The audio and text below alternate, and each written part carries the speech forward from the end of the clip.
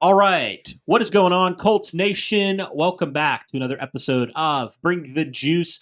I'm your host, as always, Cody Felger. Want to welcome on special guests to the show. We have Elijah from Sports Talk Indy. Elijah, I know we've been talking a lot, man, off air, just about the state of this franchise, state of this team.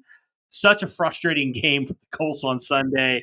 And there's a lot of question marks, and rightfully so, about where the Colts are headed, so the direction of this team and all that stuff. But we've just been talking a lot off air. So I'm like, let's just talk about it on air Yeah. and ask that question. Where have the Indianapolis Colts gone wrong? I mean, you could point to a lot of different things, I'm sure. But let's dive into that here in just a second. Before we do that, just want to remind you guys this episode is presented by Prize Picks. Be sure to download the app today. Use the code JUICE to get $50 instantly after you play your first $5 lineup. All right, Elijah, there is so much to dive into, and I'm very excited for this conversation. And I know you did a similar video just recently on your channel. By the way, go check that out. But Elijah, I guess I'll let you, man, since you already talked about it, I'll let you kind of start here on where do you think, if you had to like name one of, if not the biggest things that you believe that Chris Ballard and the Indianapolis Colts have gone wrong in this year and even just in his tenure, what would you say is one of those things?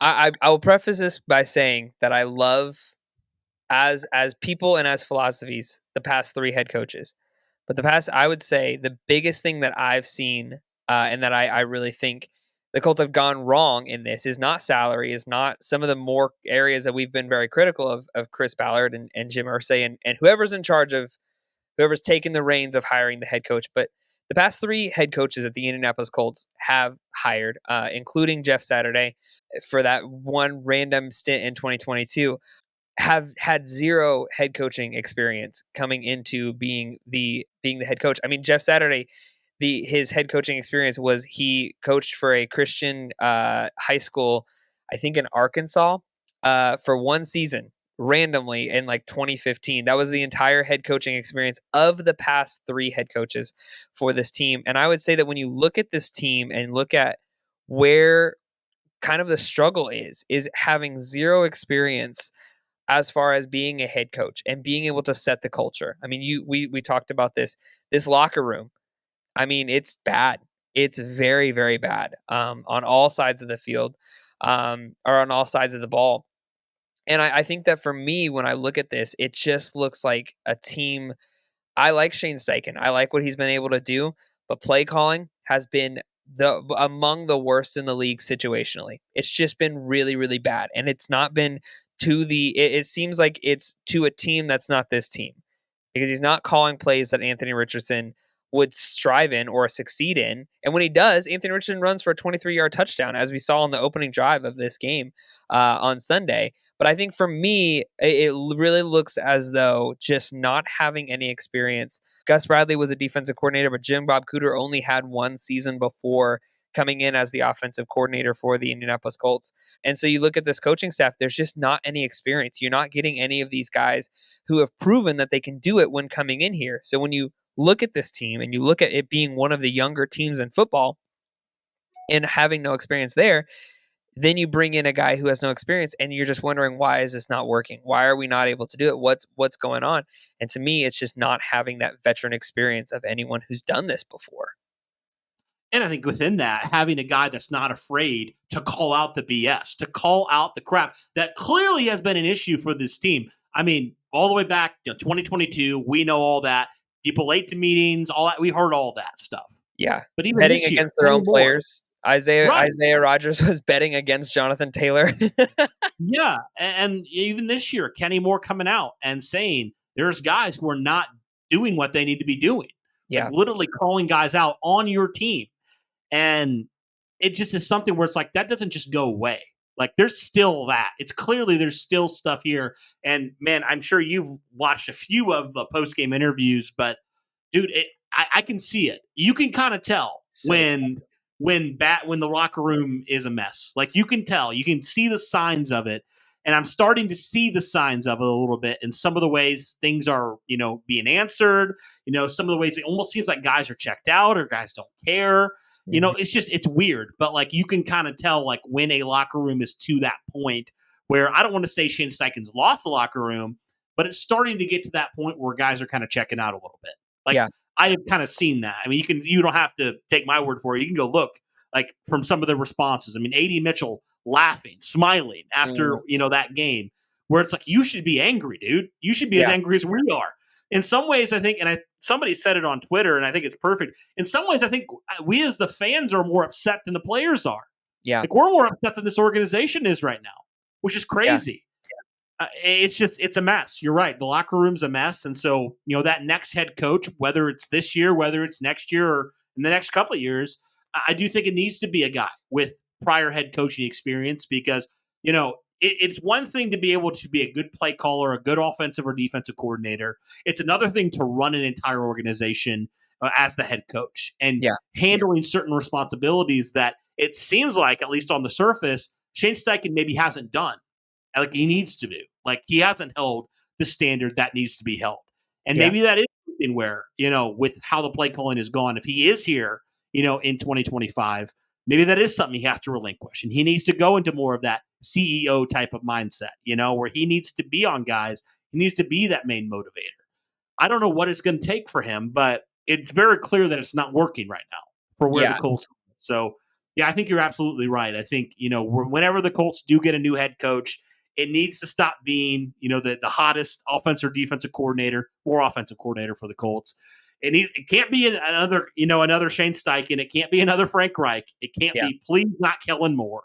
It's got to be somebody who actually has had that prior experience. Yeah, and I'll tell you the name that literally has been buzzing in my head for the past, especially since I've oh, shoot, this guy's still available, is Mike Vrabel. Yes. I know he was the Titans head coach, and I know that they surely he's got some revenge that he wants to get. But you want to talk a guy who's taken mediocre rosters to AFC championship games, to AFC divisional. I mean, they wrecked the Colts for years with Ryan Tannehill as quarterback. Like, you're telling me that was the team? Can you name one Tennessee Titans defender from 2021 when the Colts were actually Carson Wentz, so they were projected to go far? Can you name one defender? And yet that defense was wrecking people. And so, I mean, I think a guy like Mike Vrabel, who really has done nothing short of just bringing a locker room, proving that he's had success. Clearly, he wasn't the problem in Tennessee because they're even somehow more of a dumpster fire than the Colts. That's a name that if Shane Steichen does get the boot, which, like I said, I like him. I think he can be a good head coach over time. I would look for Mike Vrabel for sure and offer him whatever kind of money you want to offer him or whatever kind of money he wants, because that'd be a good one to get. Yeah, absolutely. Yeah. So I don't know what that's going to look like. I mean, there's a lot of different scenarios that could happen. Who's to know? But as it stands right now, if the Colts do get a new head coach, they definitely, or if it is Shane Steichen, you definitely got to take that bigger approach of holding guys accountable, this next year. You got to do that. I mean, it starts with the head coach. It really does, setting that culture and stuff like that. So he's got to do that 100%. But I think when you dive a little bit more into more personnel stuff, because there certainly is a lot of issues with this Colts personnel. And Elijah, I think the thing that bothers me the most, and I think the thing that you would say really goes against Chris Ballard, is the fact that the guys that you would say are the pillars of your organization right now, they are the guys who are not rising to the occasion when they need to. I mean, you saw it on Sunday. Jonathan Taylor, he had a good game statistically, but the situational awareness there of dropping the ball on the 1 yard line, killing your momentum, and you get outscored 24-0 after that. Michael Pittman Jr., he hasn't been great all year. I know he's been playing through that injury, but fumbling the ball when you're starting to try to get some momentum back. Obviously, he was in bad position in general. The well-placed ball, he as a receiver was not in a good position, and he should have. You don't position yourself in that way. That's just not a good football move in all reality. Is once you get possession, you need to quickly turn around and get upfield or try and get out of bounds if you're really. But the position he was in was laterally and stagnant. He wasn't moving and did not have that ball tucked.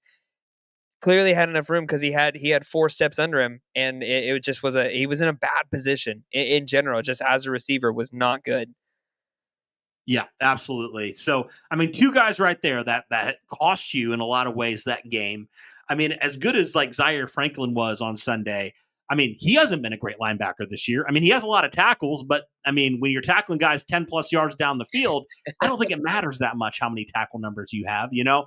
And I like Zaire. You know, I like his story, you know, as a seventh round pick that has come in and, you know, made himself a name and got that contract. But in a lot of ways, he has fallen short, especially in coverage this year. I mean, there's so many missed tackles from the linebackers in general. Falls right into that category. And even though he did have a good game, I do think he has been getting a little bit better for sure. Overall, when you look at his 2024 season, there's definitely a lot that is desired there. I would really honestly say when you look at it right now, as I kind of look at the Colts captains this year, kind of the guys that you say, these are the futures, the pillars of our organization. When you kind of look at some of those guys, I mean, how many guys would you say have truly been the difference in a positive way for this team? I'll pull up the captains real quick for this team. I mean, you talk about, I mean, I would say out of these guys that you pull in here, I would maybe pull 3 of these guys that have been consistently helpful to your organization this year.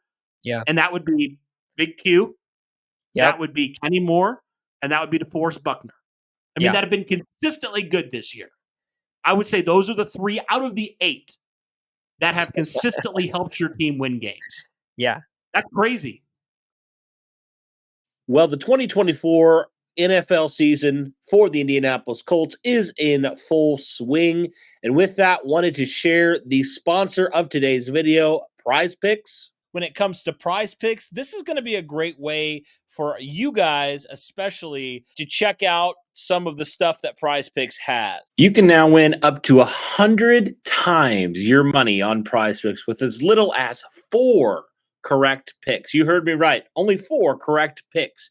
You can win 100 times your money, guys, on Prize Picks. Be sure to sign up today and get $50 off instantly when you play $5.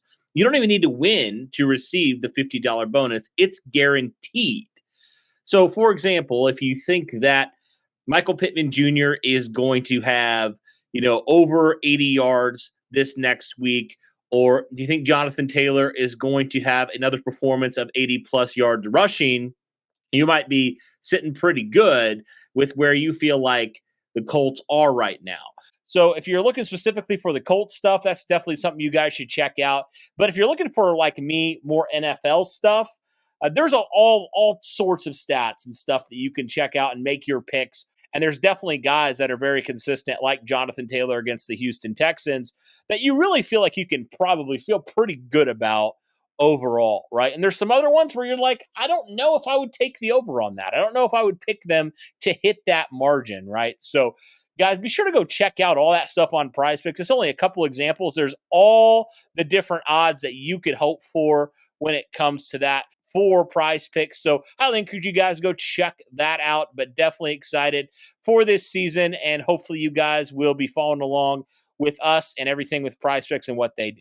So be sure to download the app today. Use the code JUICE to get $50 instantly after you play your first $5 lineup. Again, download the Prize Picks app today. Use the code JUICE to get $50 instantly after you play your first $5 lineup.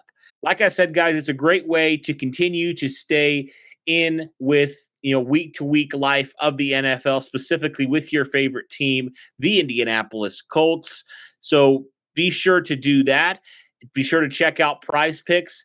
And remember, Prize Picks, run your game. Yeah, and this is we're both in the church world, right? So the thing is, where your treasure is, there your heart is. So let's look at the cap. Let's look at the top 6 cap hits. So this is where the Colts are investing the most amount of money. Quentin Nelson has been playing significantly better this year than last year. Michael Pittman, not had a good year. Jonathan Taylor, not had the year that I think we all expected Jonathan Taylor to have. Grover Stewart's actually had a good year. But then you look at Zaire Franklin, bad year. DeForest Buckner has had a good year when he's not injured. Samson Ebukam, gone. Anthony Richardson, well below where I think we all expect him to be. And the next one's Matt Gay. So you're talking about 3 and 2 of them being Big Grove and DeForest Buckner, have actually been playing well. And then Quentin Nelson being the biggest cap hit. That's a big deal. And then Braden Smith, obviously, up there too. He's been out. It's just it's not been good, and the offensive line has been a significant problem for this team, especially when you're talking about a young quarterback who needs time, who's not able to make the reads that you want him to make, and it just where the Colts have put the most money. And I also think it's worth mentioning that they still have cap space that's unused. They have almost $20 million still in cap space. Next year, they have $50 million. If no cuts are made, just as the roster stands right now, they have $50 million to spend. And I would bet by the start of the season, if Chris Ballard's still the GM, they're going to have $42 million still to spend because I can't imagine that now he's going to look at this and be like, well, now this is a team worth trying to take because we went 9-8 2 years in a row. Right. Yeah, exactly. I mean, there's just so much wrong with how this roster is constructed, and there's just not enough help. I mean, for certain guys, like I would say there's not enough help for Gus Bradley on defense. As much as you might dislike Gus Bradley, dislike his scheme, I mean, really, when you look at it, I think it's one of, if not the cheapest secondaries in the NFL. I mean, look at what you're paying. Kenny Moore's the only guy that's getting any sort of substantial contract by the Colts. I mean, you have all these young guys, which to their credit, I think they've definitely shown some positive signs. But you look right there, like you haven't really invested a lot there. You know, the wide receivers and tight ends certainly have not helped your young quarterback. God. The play calling has not helped your young quarterback. The offensive line's not helped him. And again, he is not absolved of blame. He has really struggled at times this year. I mean, 100%. But you're not setting him up for success at all. I mean, not at all. And I think that just goes a long way for him and his confidence is like, if you're not going to get guys that are going to catch the ball, protect him, and you're not going to be able to run for certain parts of the season because your offensive line can't create holes and your running back, has had sometimes when he's done that, sometimes when he hasn't. I don't know. It's just been a very inconsistent team overall. And, and it's frustrating because, like you said, you look at that cap, you look at who your captains are, and if the number's well below 50% of those guys who have positively helped you out this year. Yeah. And that's a problem. That's a problem. Yeah, the young guys have had their issues, but it's the veterans who also have not been helping and have been more of a detriment than a help for this team. Yeah. That's a big issue, man. And I think if there's any argument against Chris Ballard, it's that right there. It's like your own guys are failing you. The guys that you paid, that you refused to go out and sign anybody else. You said, these are the guys that are going to be our core guys. We like our guys. It's not working. Yeah, we like our guys. But our guys aren't doing what they're supposed to be doing. And that's a big problem. Yeah, you expect guys like Adonai Mitchell. The wide receiver position, just in general, is typically one of the ones that you expect to be the media people, right? He's not going to know. He's not going to be good in interviews. And obviously, like his struggles this season, whatever they are, have definitely been like, okay, it's been a slow start. You expect that. He's a rookie. You knew that coming in. He's very young. But the biggest problems in the locker room and to the media this season, like you said, have been your veterans. Honestly, dude, cut the podcast. Like, it was fun, but it's problematic. Michael Pittman Jr. not being as good, and Michael Pittman Jr. is a gem, and he's obviously like one of the better, and whatever his injury is, like that's been a challenging. But the biggest problems, like you said, have been the veterans and Ryan Kelly. Honestly, prayers up for his injury, but man, he's been a problem at center. And there's been no shortage of holes in this team, and the adjusted completion percentage for Anthony Richardson, if these catchable balls are caught or brought in, he's well above 60% in completion percentage on the season with the adjusted completion percentage. And I think that if you saw a massive character switch in Anthony Richardson, like we've seen, the Houston game didn't seem like he was taking things seriously, tapped out of the game, all of that. Then you saw 2 weeks off and he comes back and a completely different person, leaves a game-winning drive when no one's making catches. He just does it himself 2 out of the 3 weeks. If you're able to see that quickly in him, why are we not seeing it with our captains, with the guys that we put our trust in, and hope that they're going to carry it? And I don't know. I don't have an answer for that. Yeah, and I think like I said earlier, I think you can just tell, like, between winning cultures and losing cultures. And mean, Pat McAfee even said it on his show. Like, he's been a part of some winning cultures. He's been a part of some winning teams, and he can see the difference in the locker room between guys who are bought in, guys who understand what the goal is and all that stuff, and guys who are checked out. Because remember, he saw both sides. He saw when you're going to the playoffs consistently, but he also season saw was a 14-2 when they went to the Super Bowl. Yeah, but he also, on the flip side, Yeah. I mean, he saw some of that stuff, some of those issues. So he's seen it all. He's seen both sides of it, and he gets it, and he's calling it out, and he's seeing it. And so, yeah, I mean, you can all tell that it's a problem with this team. It's 100% a problem, and there's so much wrong with this organization right now. And I know a lot of people are going to have a lot of opinions on what the Colts should do. Mm-hmm. I'm still forming my opinion 100%. I mean, I think I know, but I'm not 100% there yet. But regardless, man, a lot's got to change for this team because, dude, I can't watch that again. Like, I just can't. And who's to say the Colts are going to win their final 3 games with how they played against the Broncos in that second half? I mean, honestly, it's crazy to say because the schedule's like a cupcake schedule. But, this team almost Rudolph, Mac Jones, and who's the Giants quarterback right now? I don't even know. Drew Lock, maybe? No, it's Troy something. I don't even know. I don't even know. It's not anymore. Drew Lock. He's done, and Tommy DeVito's out. Okay, I don't know. I have no idea. So it's not a guaranteed win. That should be a 50-0 with this offense. It should be, but dude, I don't know with this team. And honestly, some people might say if they lose out, so be it. It might be a blessing in disguise in a lot of ways. But I don't know, man. It's going to be interesting to see what happens with this organization moving forward. Because, man, if the Colts don't make some big changes in the next couple of years, I think they're going to lose a lot of the fans. I really do. You've already started to see it. Fans are canceling, their season tickets. Longtime fans, people are checking out, man. And 2022 was bad, but I think this is maybe one of the first times you feel like this organization is truly directionless right now because you're not bad enough to draft top 5, but you're not good enough to consistently compete. Yeah. So it's just this weird middle ground that the Colts find themselves in, and there's no guarantee Chris Ballard is going to be gone either, which is definitely frustrating for a lot of fans because I would wager to say if you took a poll of fans. And I did at some point. I'd have to check that. But I would wager to say well over 90% would say Chris Ballard needs to be fired. Yeah. I mean, I've never seen fans this united probably since the not hiring Jeff Saturday back in 22.